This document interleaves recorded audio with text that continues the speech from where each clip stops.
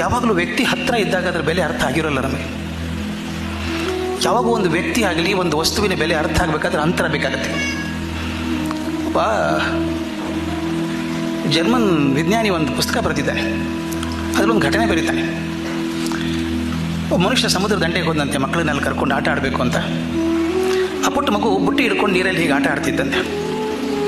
ಒಂದು ಮೀನು ಹಾರಿ ಪುಟ್ಟಿಯಲ್ಲಿ ಬಿತ್ತು. ಆ ಮಗುಗೆ ಆಶ್ಚರ್ಯ ಆಯಿತು, ಗಾಬರಿನೂ ಆಯಿತು. ಆ ಮಗು ಬಿಸಾಕ್ಬಿಡ್ತು ದಂಡೆ ಮೇಲೆ. ಮೀನು ನೀರು ದಾಟಿ ದಂಡೆ ಮೇಲೆ ಬಿದ್ದಾಗ ಉಸಿರು ಗಟ್ಟಿ ಒದ್ದಾಡೋಕ್ಕೆ ಶುರು ಆಯಿತು. ಮಗುಗೆ ಅದು ಗೊತ್ತಿಲ್ಲ, ಅದೇನು ಅನ್ನಿಸ್ತೋ ಗೊತ್ತಿಲ್ಲ. ಒಂದು ನಿಮಿಷ ಆದಮೇಲೆ ಆ ಮೀನನ್ನು ಹಿಡಿದು ಮತ್ತೆ ನೀರಲ್ಲಿ ವಾಪಸ್ ಹಾಕ್ತಂತೆ. ಅವನಿಗೆ ಚಂದ ಬರೀತಾನೆ ಅದನ್ನು. ಈ ಮೀನು ನೀರಲ್ಲೇ ಹುಟ್ಟಿ ನೀರಲ್ಲೇ ಬೆಳೆದದ್ದು, ನೀರಲ್ಲೇ ಇದ್ದದ್ದು.